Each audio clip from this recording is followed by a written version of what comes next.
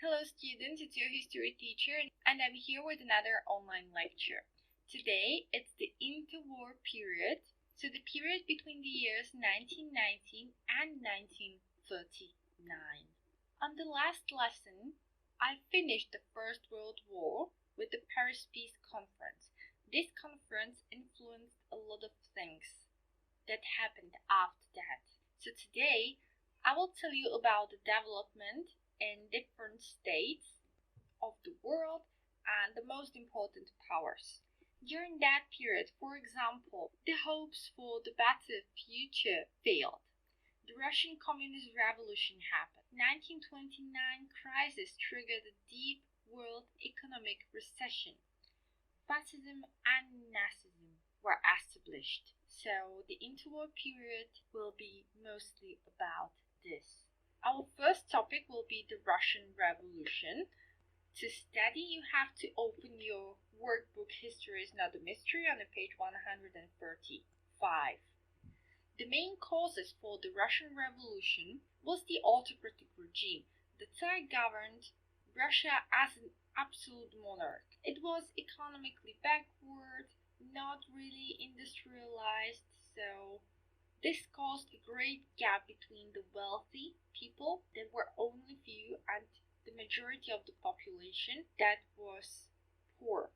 After the attempt in 1905, where only slight changes were introduced, there was the revolution in 1917, and this is the Russian Revolution that we are going to talk about. The Russian Revolution is the collective term for a series of revolutions in Russia in 1917, which destroyed the Tsarist autocracy and led to the creation of the Soviet Union. Tsar, alebo teda Tsar, bol ruský král, panovník, císar. After the German unification, the Great Britain became a natural ally of the Russian Empire against Germany and the Ottoman Empire. Russia entered the Triple Entente with the Great Britain and France. After the Russo-Japanese War, where Russia failed, the revolution in 1905 started, and Tsar Nicholas II had to transform the Russian government from an autocracy into an institutional monarchy. The Russian parliament was called Duma. So there was the emperor, Tsar Nicholas II, with his parliament called Duma. After 1905. The most important political parties in Russia were Constitutional Democratic Party, the Cadets, and the Octobrists. On the opposite side of the political spectrum was the party Socialist Revolutionaries, and soon the radical minority called the Bolsheviks abandoned this party. So they were former party of Socialist Revolutionaries, and after some time they became the Bolsheviks. The main causes for the Russian Revolution in 1917 were many military defeats in the World War I, many casualties, suffering of the civil population, and that the country was not modernized enough. After the successes at the beginning of the war, the situation in the army and in the rear was critical. Gradually 12 million men were mobilized in Russia. These working forces were missed in agriculture and in production too. Riots and hunger became an everyday phenomenon.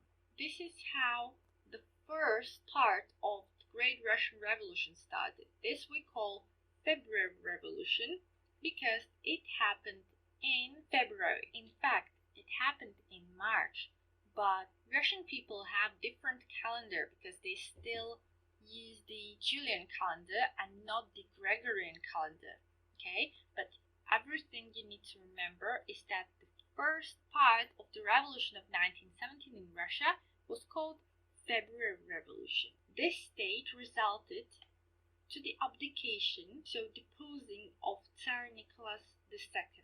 This was the end of the Romanov dynasty. After that, the Russian provisional government was established and the Russia was not an empire anymore. The next part of the Great Russian Revolution, still in 1917, was the October Revolution. Again, it did not happen in October but in November, but we have the same reason as for the February Revolution.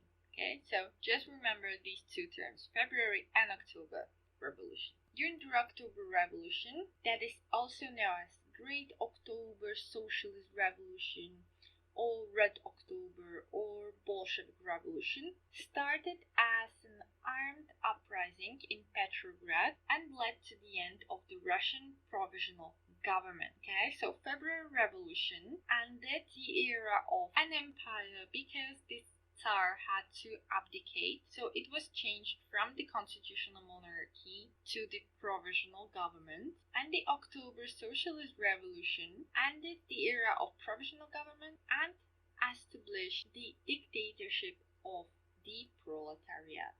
Možno by vás zaujímalo, čo je to ten proletariat. Proletariat by sme brali, že je ľud, stredná trieda, v tomto prípade robotnícka, čiže diktatúra alebo vláda proletariátu alebo strednej triedy, teda robotníckej triedy. The assault on the Winter Palace that you can also see here in the picture was led by Vladimir Ilyich Lenin. I hope you know this guy. You have his picture in the book on the page 145. The blank shot from the cruiser Aurora that is in the picture on this page as well was the signal to attack the Winter Palace. After that, the Council of People's Commissars was established as the government, and the Decree on Peace, this was to end the war as soon as possible, and the Decree on Land, that abolished private property and redistribution of the landed estates amongst the peasantry were passed. Okay, so I want you to remember these two decrees. They are connected to the socialist ideology. Okay, so to end the war, because it happened in 1917, so to end the World War I, that we know that Russia left by the Brest-Litovsk Treaty with Germany, that was like a separate piece between these two, and Decree on Land that abolished private property and redistribution of the land. This is what we know that the communists did also, for example, in Czechoslovakia. The Bolsheviks after that raised the reign of terror and Russian civil war started. This was between the Red Army, who were the Bolsheviks, and White Army, Mensheviks. Bolsheviks means the majority and Mensheviks minority. This White Army was basically a loose confederation of counter-revolutionary forces supported by the Allied force. For example, the Czechoslovak Legion fought in the White Army as well. In this bloody war, around 30 million people died, so even more than the World War I. The Tsar family was among them. They were assassinated. So the Tsar Nicholas II with his whole family. Maybe you've heard the story of the Anastasia, who was princess, daughter of Tsar Nicholas II, and there were many stories that she escaped and then lived in Paris, but her body was found near the bodies of her family. Finally, the Red Army won the Russian Civil War, and in 1922, the Union of Soviet Socialist Republics was established. Union of Soviet Socialist Republics, or the USSR, Soviet Union. Okay, I want you to remember the whole name, Union of Soviet Socialist Republics. Non-Russian population of these republics was Russificated, so this is very similar to the majorization that was in our territory, so the influence of the Russian language, so by force trying to change the other people to blend with your culture.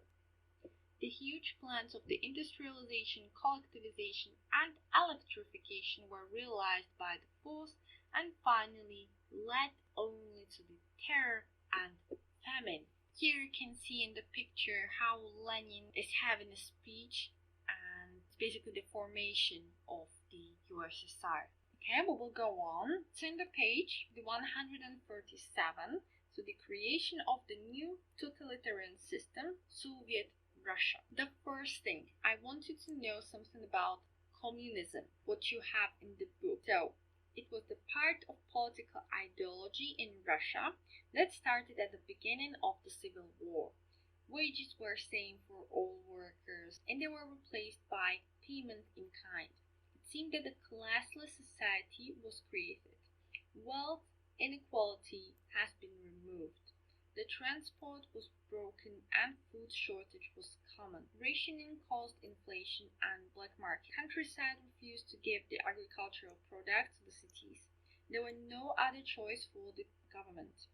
The army commandeered food from farmers, dissatisfaction grew, and finally catastrophic famine started. The rebellions that arose at the countryside were unsuccessful. Okay, so I wanted to remember it by your own words. That's enough for me. In 1922, the USSR was created, as I mentioned, and it included 15 states. So Russia was only one of them, but the biggest one. This state, describing itself as the Federation of the Independent Republics, was a unitary state controlled by the Bolsheviks. The real power had the Central Committee of the Communist Party of the Soviet Union. As you can see, 72% of the members were Russian, so, well, these republics were not independent at all. Remember that Central Committee, okay? It's important. Due to famine, the economic changes were necessary. New economic policy, or NEP, was relatively successful. It was introduced by Lenin.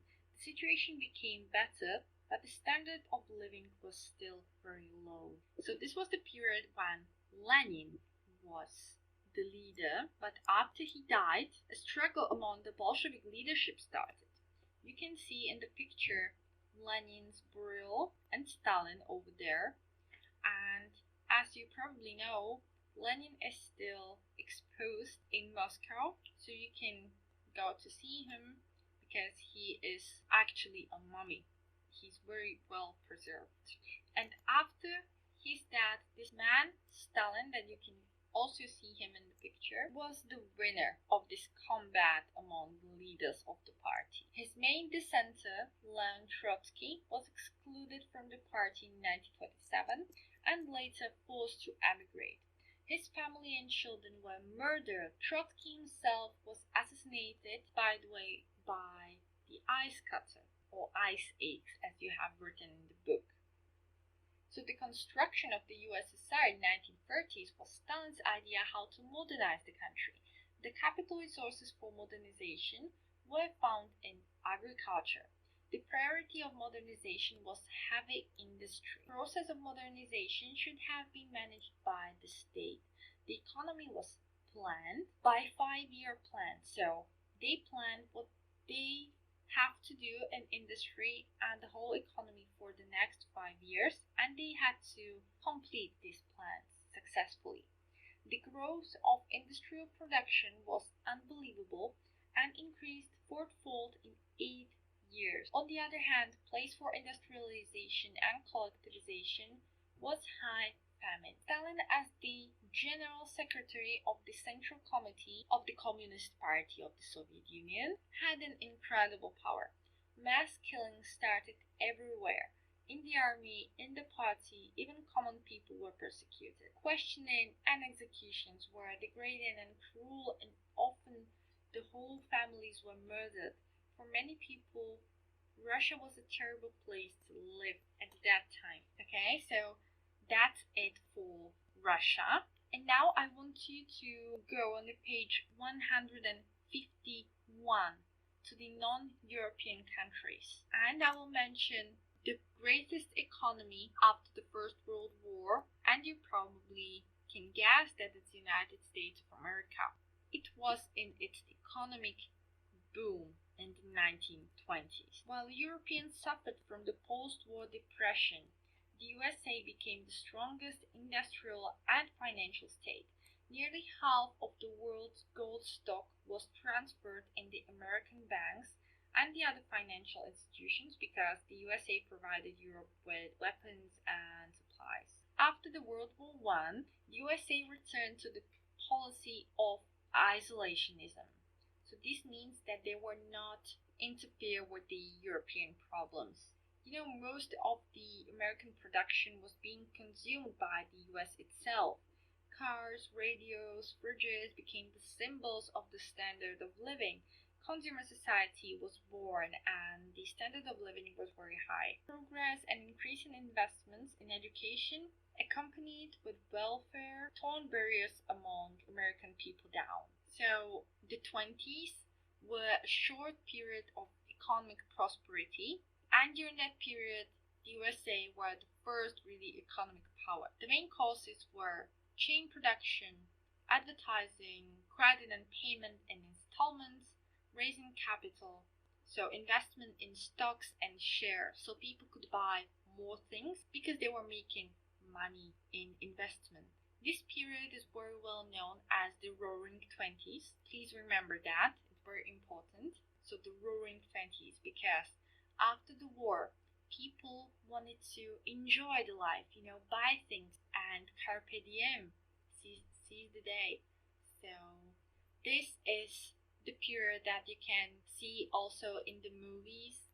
So like this old cars, then dancing in the club on jazz music, and women that started to wear miniskirts, like short dresses and tops.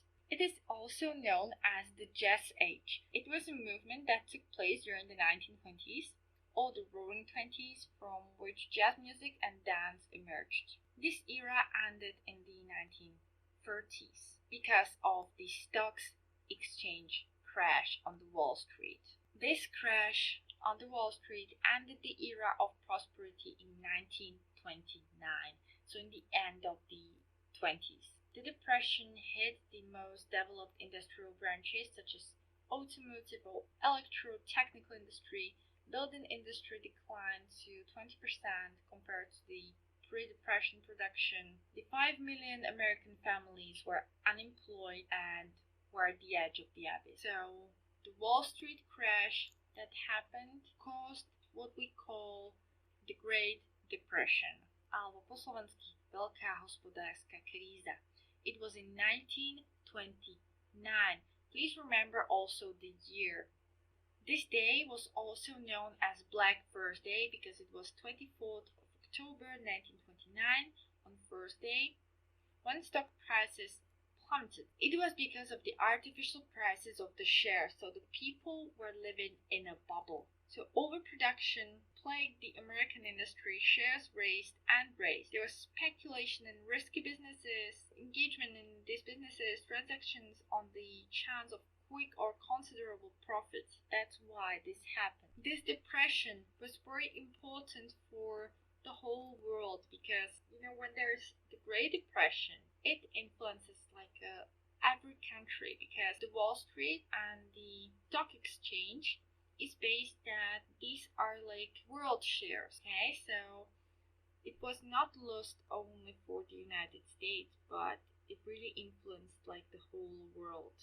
You can see here in the picture, for example, people line up outside the Postcheckman in Berlin to withdraw their deposits in July 1931. So there was the US crisis that then spread to Europe and the whole world. It caused unemployment and social inequality. So most of the people went bankrupt, industries were shut down, agriculture prices collapsed, people were unemployed. What was the solution? Well, the new economic policy that was a solution in the United States was called New Deal, and it was issued by the new president, Democrat Franklin Delano Roosevelt, who was elected the president because of this policy. Before, he was Secretary of the Treasury. This New Deal was basically a state regulation, so to give money to certain industries to refresh the economy. Since 1933, depression weakened. The American share of the global economy was still in the pre-war level. The American economy was the world's strongest economy, and its political influence was not comparable to the US economic power. Okay, so here you have in the picture Franklin Delano Roosevelt, who issued the New Deal that was very successful, and by this he helped to weaken the depression. Here you have some of the reforms that were brought by the New Deal. So banks lowered interest, subsidies to farmers, working hours were reduced, minimum wage was established, unemployment benefits were given, public investment in infrastructure, and other countries intervened in the economy. Okay, and now we will go a little back in the book to the page 139, to the Italian fascism. Fascism and also Nazism are another totalitarian regime. So we know that communism is totalitarian regime, so only one political party is in the country, and also fascism and Nazism. Fascism will be the first one that I will talk about. It all started during the Paris Peace Conference. Italy joined the Allies because they were former in, like the Triple Alliance, so Central Powers. But they changed sides and they joined the Triple Entente or Allied powers because they were promised that they will get Dalmatia after the war. But this did not happen. So Italy felt that they were only misused. And this situation, when the Great Depression hit the world, Italy was destroyed after the war and they did not get what they wanted after the war. Two political parties had been shaped: the socialists and the communists. The most radical socialists and the nationalist officers formed armed squad. They declared problem solving by organizing a revolution. The squads were called Fasci Italiani di Combattimento. Fasci is a bundle, Italian leagues of combat, but fasci or fasces used to symbolize the power and authority of imperium in ancient Rome. So it was, we can say, the legacy of ancient Rome, and these nationalists wanted to restore the great Roman Empire. In 1929, Unified Fasci created the National Fascist Party. It was led by Benito Mussolini, who you can also see in the picture. You have his picture also in the book. Also, you have there this fasces, this bundle, okay? So this Benito Mussolini became the dictator. It happened when, in 1922, fascists organized an event known as March on Rome. The result of this action was unexpected. Mussolini created a new government and all the other parties were forbidden. By proclaiming Mussolini the leader, or the Duce, remember that, okay? Duce means the leader. It's the same as Führer in German.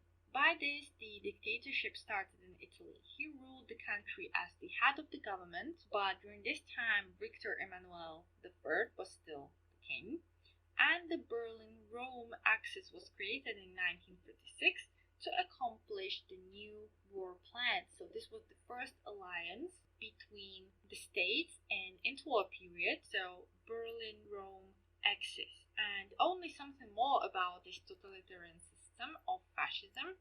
The state controlled the whole life and family. The leader, Duce, was the head who declared the laws and ruled the country with the fascist elite. The police was replaced by fascist militia that were mostly formed by the former Fasci Italiani di Combattimento. Children and young people aged 8 to 18 were being brought up in a desire to create a new fascist empire. The economy had been organized by the government since the Great Depression in 1929. Italy refused to follow the Versailles system. They did not respect the borders and the establishment after the war. The fascists argued that the struggle is an essential part of life. Due to this sectary, they wanted to obtain territories on the Balkan Peninsula, like Croatia, Istria, and Albania, and in Africa. So they had only one single party, so this National Fascist Party, charismatic leader who was a manipulator. So in this case it was Benito Mussolini, Il Duce, and they had harsh repression, so some militia forces that were about to repress any rebellion against their regime. So these were the Fasci di Combattimento, for example, okay, that changed to fascist militia. So that's it for Italian fascism. And now turn the page to the Nazism in Germany, part 1, page 141. Well, the most important thing for the Germany after the war is that the Weimar Republic was established. Okay, so it was not called like Germany, but the Weimar Republic.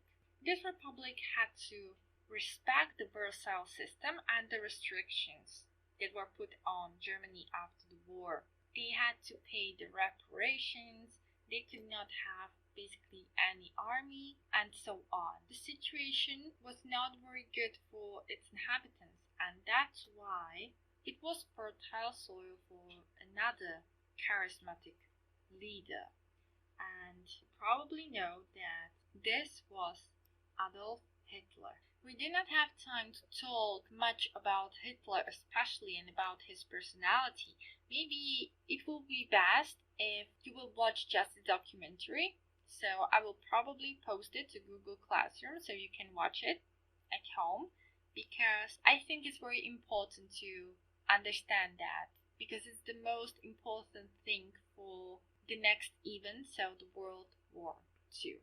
Well, the most important thing is that you should remember that there was the political party NSDAP, the Nationalist Socialist German Workers Party. Viem, že to NSDAP sa nezhoduje vlastne, že to nie je NSG 2TVP, ale je to teda nemecký názov. Dobre, čiže pamätať si NSDAP, National Socialist German Workers' Party. That is usually only known as Nazi Party. Nazi means National Socialist. So the difference between fascism and Nazism is that Nazism is National Socialism and fascism is based on the word Fasces. So it represented the power of the magistrate in ancient Rome. So Adolf Hitler led this party and he tried to take the power over the Weimar Republic in 1923. This event was called the Beer Hall Putsch, or the Munich Beer Hall Putsch, because it happened in Munich, in a beer hall, so in a pub. This was unsuccessful, and after that Hitler was sentenced to go to prison. In prison he wrote his famous book Mein Kampf. You have in your book the quotation from this book, so it's good to see what he wrote about. Mein Kampf means my struggle, so it was mostly like biographical, and it also contained a lot of his ideas to the future. In 1925 and 1929, the economy boom made the situation better and the political situation was stabilized. But after that, the Great Depression hit Germany, as I mentioned. It had impact on the whole world. The unemployment and decline of production was a good argument for the Nazis, who claimed that democracy is not the good way of government. The elections of 1932 were winning for Nazis. In January 1933, Hitler became the Chancellor of Germany.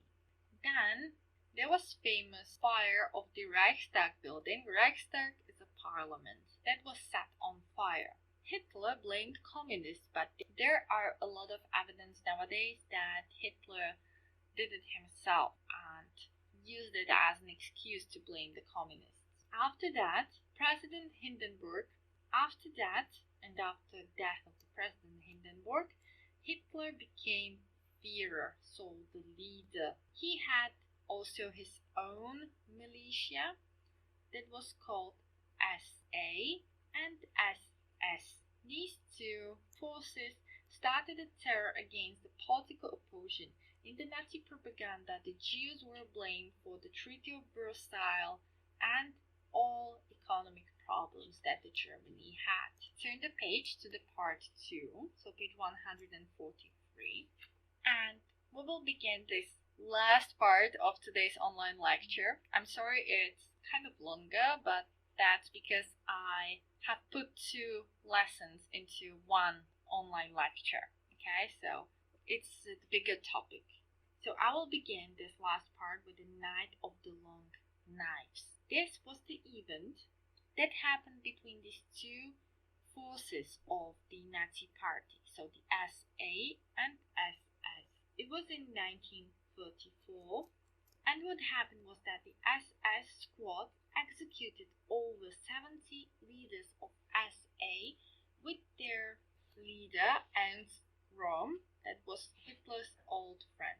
This was ordered by Hitler, and by this the SS became the unquestioning service dedicated to the Hitler. The second institution that promoted Hitler's will was Gestapo. This was, we can say, like the secret police. You have there that the powers of the SS extended to the jails for political prisoners and concentration camps for the re-education and these rebels. This SS state enjoyed unrestricted power to arrest and punish. Its only law was the simple command, "The will of the leader has the force of law." The thing that you're probably familiar with is that there was no place for the Jews in the empire. Nazi hatred of the Jews became the inspiration for a policy of racial segregation and persecution. First, in 1933, came the expulsion of Jews from any position in the German administration. Then came sweeping measures of discrimination contained in Nuremberg laws that forbade the Jews, for example, from entering certain shops, from living on the main streets, from working on in particular occupation, from marrying the other person of non-Jewish origin, and many others. All Germans with at least 3 Jewish grandparents lost their German citizenship. So it was all tracked back into the past. So it's not a surprise that by 1938, over 100,000 Jews had emigrated, usually surrendering everything they owned to obtain the permit necessary to leave. Among them, for example, Albert Einstein, who was a Jew as well. Even more Jews fled after the violent attack on the Jews and Jewish property throughout Germany in November. This was known as Kristallnacht, Crystal Night, or the Night of the Broken Glass. During this night, all Jewish synagogues were burned in a century that Westerners believed to be enlightened, civilized society. Blind racism had become law. The foundations for the policy of genocide were in place. So during that night, the synagogues were burned, the glasses of the shops were destroyed. That's why it's called like that. So mostly all of the Jewish shops were destroyed, and so on. What about the economy? The Nazi economy was subordinated to the war preparations. Nazi declared a 4-year plan that followed the main goal, rearmament of Nazi Germany. Full employment was achieved at the end of the 1946. This plan brought new problems. Imported foods and raw materials started to be expensive for the Germans. The possible solution could have been the war. So that's it for today's online lecture. So I've introduced to you Russia and Russian revolutions that brought communism. You should know the main representatives, the process, okay? February Revolution, October Revolution, it was in 1917, so to know the year, okay? And these main things that I mentioned. Then I told you something about the quite opposite, so capitalist democracy, United States of America, that were having great time in 1920s, so they were enjoying the economic growth, but in 1929 it was destroyed by the Wall Street crash, so the stock exchange in 1929. This day is known like Black Thursday, so I can ask, for example, what happened on Black Thursday? Why it's called like that? So Wall Street crash or stock exchange crash, okay? So Great Depression. So that's it. The 1920s were in America considered to be the Roaring Twenties or the Jazz Age, so really the great period. After the Great Depression happened, they were trying to solve the problem as soon as possible, and this was made by the new president Franklin Delano Roosevelt and his New Deal policy. Then I mentioned Italy, that we can say invented the whole new policy, so fascism. It was called like that after fascists that were that was a bundle, and it was the symbol of the power of the imperium of the ancient Rome. So the leader, Benito Mussolini, created the fascist party. He had his militia, Fasci di Combattimento, and he was the leader, or il duce. Okay, this was totality, so only one power, one political party was in Italy, and so on. The other very similar example of such regime was in Germany, but it was called Nazism because it was National Socialism. The political party was NSDAP, led by Adolf Hitler, who wanted to make a coup. So he wanted to take over the power during the Munich beer hall putsch, but it was unsuccessful. He was sent to prison. He wrote Mein Kampf, so My Struggle, and after the Great Depression hit Germany, he became very successful because this situation was fertile soil for such great manipulator as the Adolf Hitler was. So he blamed Jews for all of this, for the Versailles system, for the Great Depression, and so on. And that's how he got to the power. He became Führer, so the leader. And there were also many other events that you should remember, like for example the Night of the Long Knives, or Night of the Broken Glass, or Crystal Night, that he had these squads SA and SS. After the Night of the Long Knives, only SS and Gestapo. So that's it. Please study on a regular basis, because after that I will only tell you something about World War II, and we will write a test. So I really want you to ask to study on a regular basis, and if you have any questions you can contact me anytime. So until the next online lecture, bye.